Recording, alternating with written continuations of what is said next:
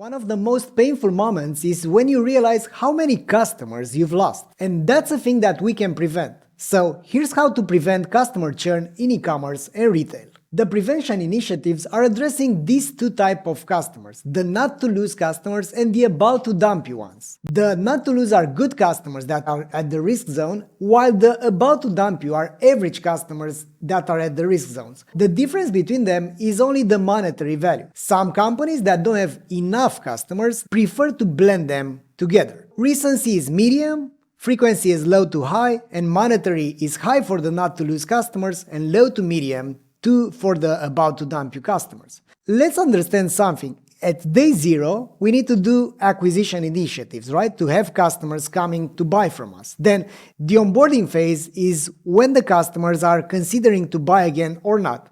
And after that, when the buying habit is already there, we need to make sure that the customers are developed. So customers are being prevented from churning. In this example, that's happening after day 27, 28, right? When we see that the buying habit starts to go down. The best way to prevent customers from churning is that you make sure that they are happy, right? If you don't have a response from them, you make sure that you follow up. Looking here, if the answer is yes, so if the customers are happy, the whole idea is to continue to invest in marketing and scale the business. If the customers are not happy, you need to investigate and fix what's broken. There are three things that could be broken.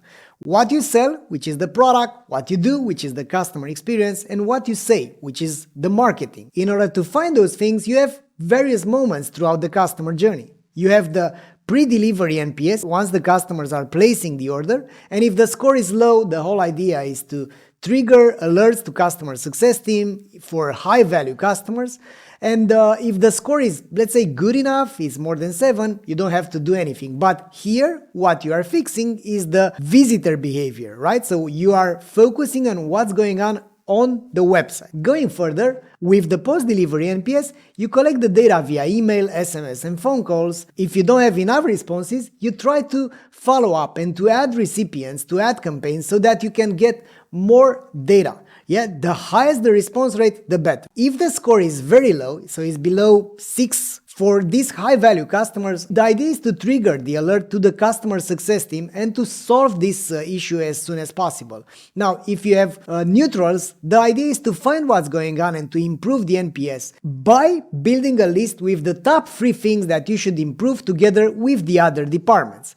If the customers are happy, of course, you just facilitate them to recommend you. Now, what's going on with the low NPS score? So, for instance, we have this mediocre NPS, which is 51. The idea is to look at the detractors and to understand what are the anomalies by the location, by the brand, by the products that you are selling, the services that you've delivered, the role. Maybe there are some anomalies, some roles or employees are the ones that are harming your NPS, or by the RFM segment. So the idea is to drill down into the data like you've seen into the research part of the CVO Academy. Looking at the Net Promoter Score by the RFM group, the whole idea is to understand what made the about to dump you customers, in this example that gave you 46, to give you this low NPS score. The whole idea is to monitor and to be aware about what are your top 5 churn reasons. For this example in particular, things could be like, I haven't used your product, I've got the package destroyed, it was the wrong size, the delivery time, or I simply forgot about you. Those could be the reasons, but what you want to understand is what are your top churn reasons. Not only that you monitor all of those, but you also group them between them. If you have customer experience issues, how big are them and which ones are the ones that are contributing the most at the low NPS score? If you have product issues, what are those issues? So you should also drill down into the product quality part to understand if you have some particular things that you should be fixing. As you can see here, only 20%, and this is data from a real customer of ours, only 20% of the issues were around price and offers. So when you are looking at the brands which are simply bombarding their customers to come again by giving them some discount coupons or vouchers, you are looking at the bad behavior. So it's not about incentivizing customers to buy again, not about bribing them to come back. It's about fixing the issues that you have in order to have them coming back. Now, here are 10 initiatives that I strongly advise you to take into account in order to prevent churn. The first is come to internal alignment. Ideally, you would have the heads of each of those departments. So you'd have the CEOs, the CXO, the CFO, retail director, e-commerce director, the chief technical officer, and the chief digital officer. So having the data that I've suggested and informing everyone about what's going on in your business is going to make them aware about what needs to be fixed. And you need all of them to be aligned in order to move the needle on the long run. Second, you can trigger this type of real-time NPS alerts with the objection treatment.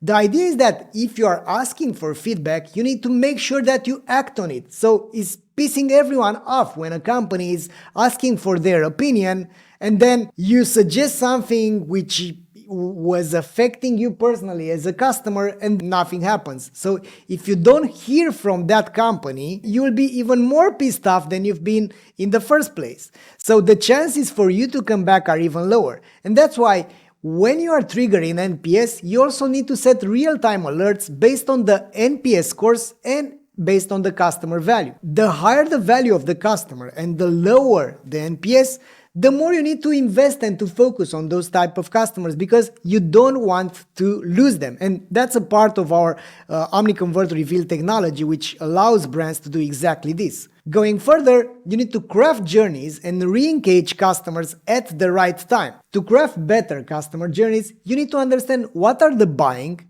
and the usage and consumption cycles based on these things: last bought products, usage pattern, consumption pattern, days since the last transaction, RFM groups, and the job to be done.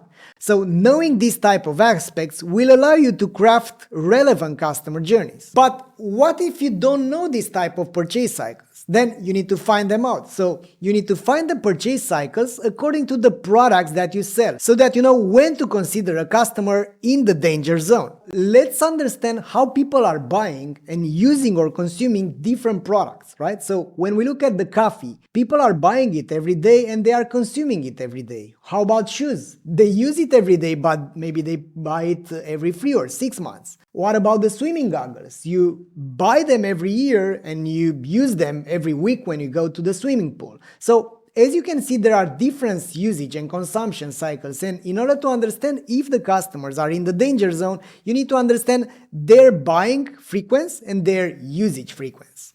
For instance, you can see here the purchase frequency by industry because we have a benchmark that you can look at. You can benchmark your own company according to the products that you are selling. Next up, you trigger relevant notifications across various channels. For instance, you have these phone calls, emails, SMS, remarketing ads, and direct mail. So you can use this type of channels to remind the customers that you exist and that they should be using your product. The whole idea is to pace your messaging according to the usage, consumption, and buying cycles, as I've said before. If what you're selling is expensive enough, you can even consider concierge follow-ups, so you can call the customers once they are getting into the danger zone.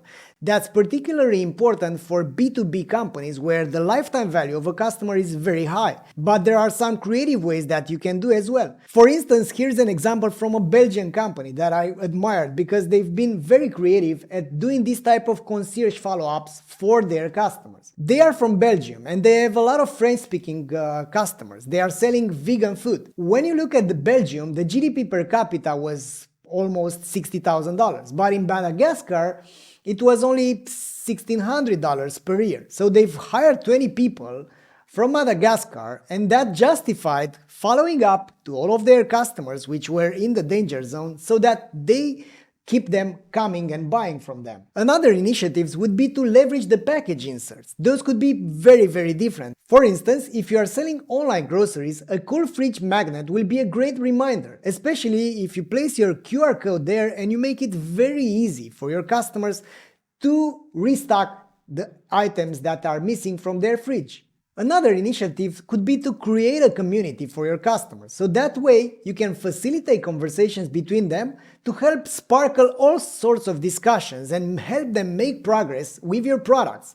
At some time, the customers are simply supporting one another because they are into the same journey. So your job would be to simply create the space for them to communicate. Here's an example from Avi. They've built this community of 45,000 people and imagine how many topics they are addressing together. Of course, the product is at the center of this type of conversation because they are into this journey of making their customers have a better life. I had a fantastic conversation with the founder of Obvi, Ron, about this topic and many others. You can find this episode and you'll be amazed about this conversation. Ron has a fantastic journey and he applied the CVO principles in his business. The last two initiatives that I will leave you with are to expand your product assortment and to eliminate the toxic products. You can do all of this by analyzing the data that you have. In the part where I talk about the 4 data layer product optimization framework in the CVO Academy, you can find how to do this. The whole idea is to find the opportunity scores based on the product. You analyze the sales score, the customer experience score, the behavior score, and the demand score. By knowing all of this, you'll have all sorts of products like the true gems, and the idea for them is to keep on selling and to find more true gems like they are. If you have high sales but low demand and low customer experience and behavior scores, then you have fake diamonds, and the idea is to eliminate them from your offer if they are not good enough. The whole idea is to understand what type of products are you selling and what kind of questions you need answered in order to optimize your product assortment offer. For instance, you'll have all sorts of products like the needs more polish, low customer experience and behavior scores, but high sales and high demand. You need to understand, can we find alternatives because the demand is there but we don't have the right products. Then we have the shines but not for long. These are products with high sales, low demand, and high customer behavior. And that means you need to investigate further to understand if the retention is low due to the seasonality.